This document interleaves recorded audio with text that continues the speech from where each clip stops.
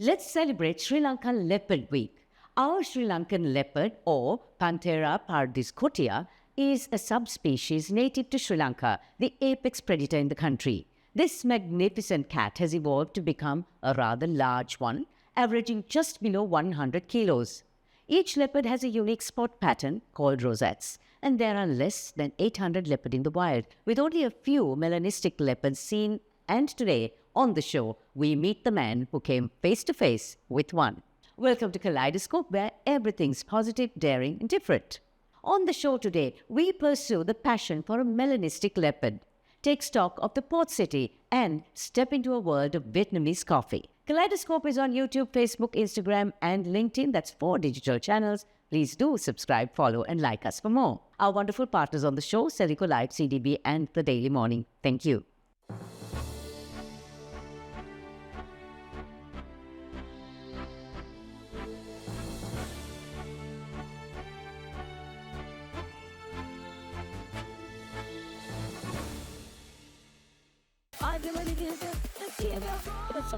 She wins with CDB Wings, exclusive financial solutions for women.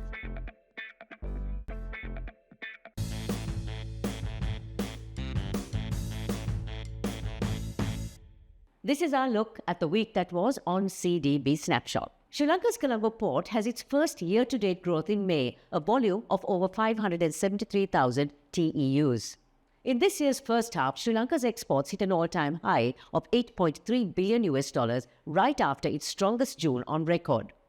GovPay, it's Sri Lanka's newest app to pay traffic violation spot fines.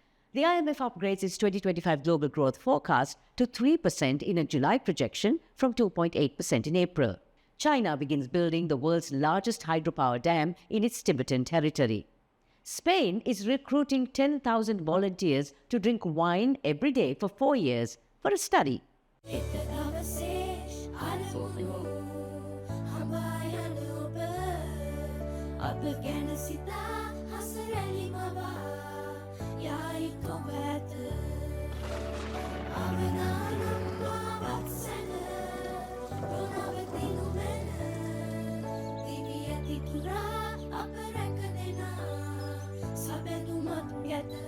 You focus on your goals. We will take care of the risks. City Life.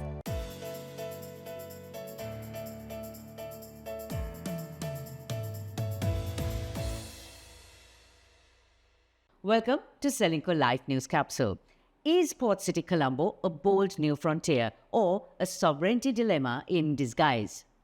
We unpack the geopolitical undercurrents and economic ambitions behind Sri Lanka's most controversial mega project with Nevanka Jayathilaka, lecturer in politics, international relations, and political economy. With UN and foreign affairs experience under his belt, he brings sharp insight into the complex intersections of power, policy, and port cities' global implications. How do you respond to critics who say that Port City is basically dead in the water?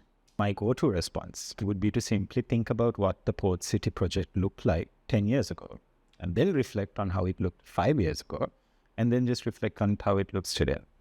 There has been a tremendous amount of development and advancement over the past few years alone, which I think belies the assumption that it's simply a dead-in-the-water project.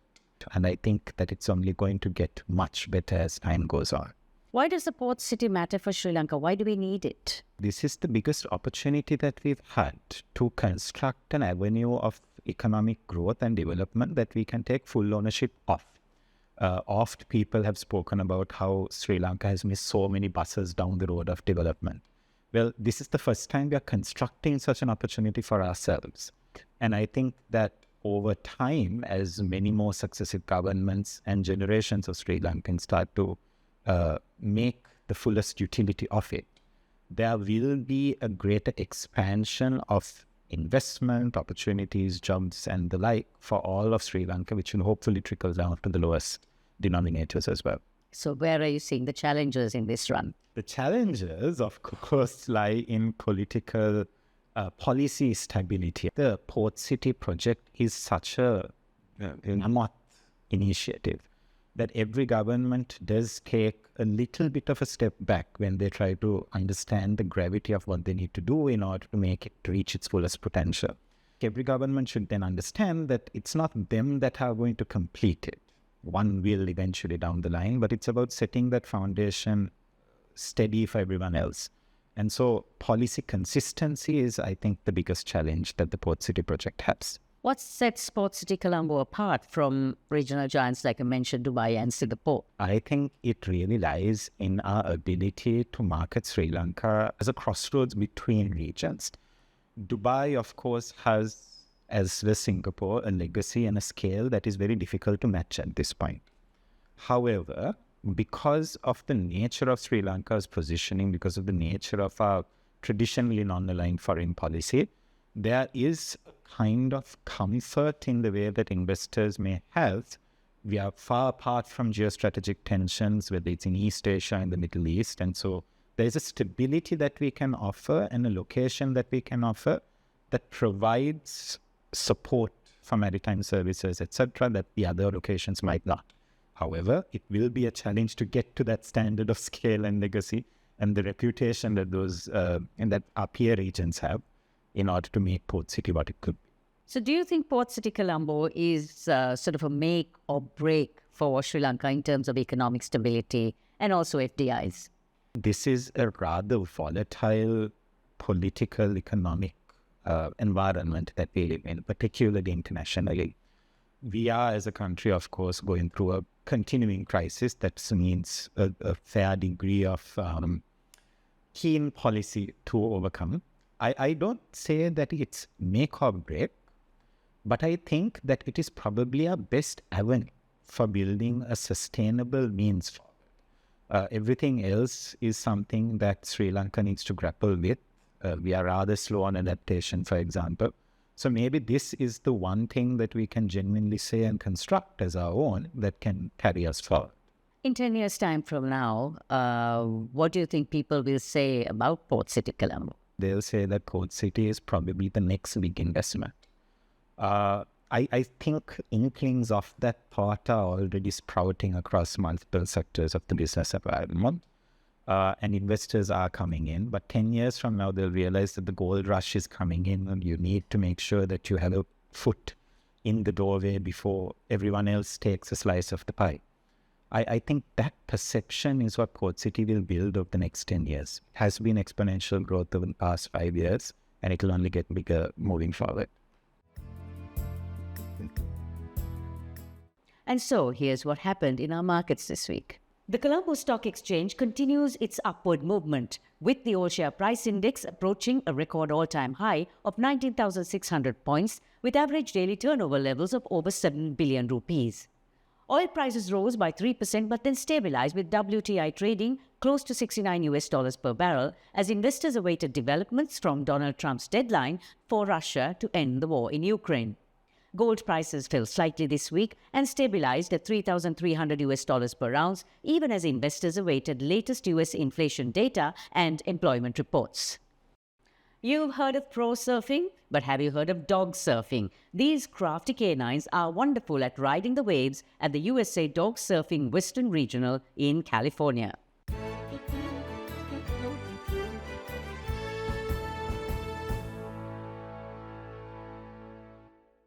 He spent 3 years of finding and a lifetime of anticipation, and he finally found her.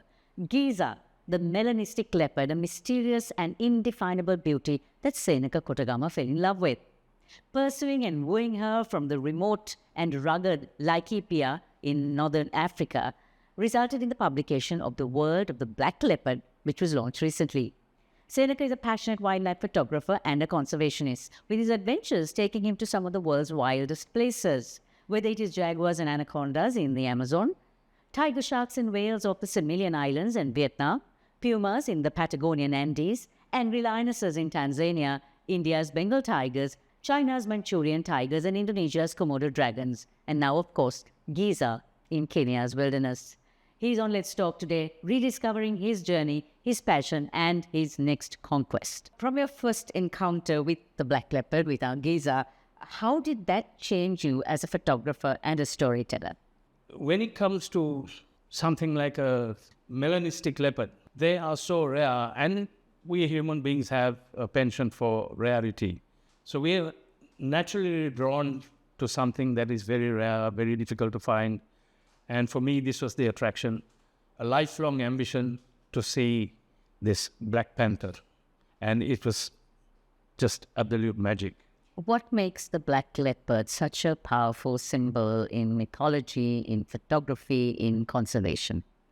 With Giza, I think this is just a one-time thing. Once she's gone, we'll never have another cat again like this. She's a freak of nature, very habituated. You get other cats. I think the statistics are that there are about 11% melanistic cats around, in the natural habitats of the world. But they are very, very shy. You'll never really see them. But in Giza's case, it's amazing how she has got habituated. She feels very comfortable. And I remember the first few times I was out there in her territory, how we became trusting of each other. This was just something fantastic. After Giza, I don't think there will be ever another melanistic cat like this, where you can spend hours on end photographing, connecting. So this was a very special experience that I had.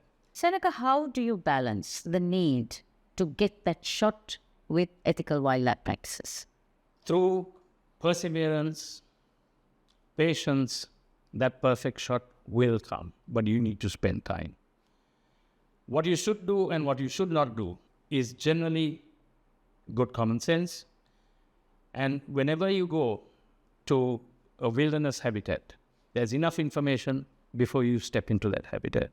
So getting that perfect shot, yes, it's important for, ardent sort of photographers. But ethically, you need to always be guided by the rules and regulations. What do you want people to know and take away from the book, especially those who are not jungle-oriented or will never step into a jungle? Through documentaries and books, there's a lot of knowledge that we convey to people. And if you look at the population of the planet today, it's almost 7 billion people. Imagine if everyone wanted to go out there. So this is one way of really sharing your experiences with the larger world. Human beings are also busy in their so-called civilized sort of world.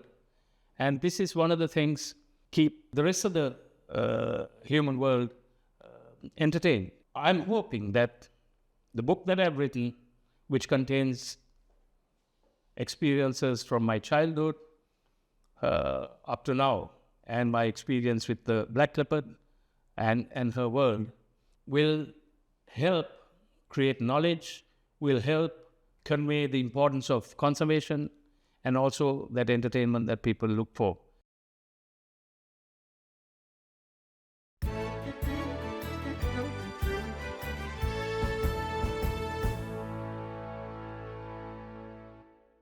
If you love your coffee like I do, here's the perfect place for you. We bring you that ever-amazing brew where the heart of Vietnam meets the soul of Colombo. Meet An, straight from the north of Vietnam, now brewing stories and strong coffee in the heart of Colombo. What began as weekend cafe hopping with her Sri Lankan husband soon percolated into something more, the coffee craft. Step inside and you're instantly transported. Signature Vietnamese prints, charmingly cluttered walls and cozy corners built for laughter, long talks or lazy afternoons. But it's the coffee that steals the show. Vietnamese coffee is very strong. We use Robusta. Sri Lanka use a lot of Arabica, I think. But Vietnamese, we use Robusta and very strong and dark roasted. We don't use like modern machine to make coffee. We use a very traditional sinter. Thick coconut coffee that tastes like summer, egg coffee that tastes like a silky dream, and food, oh yes, flavorful, authentic and utterly addictive. This isn't just coffee, it's Vietnam, brewed, poured and shared right here in Colombo. So today is our last program in July. We will see you in August.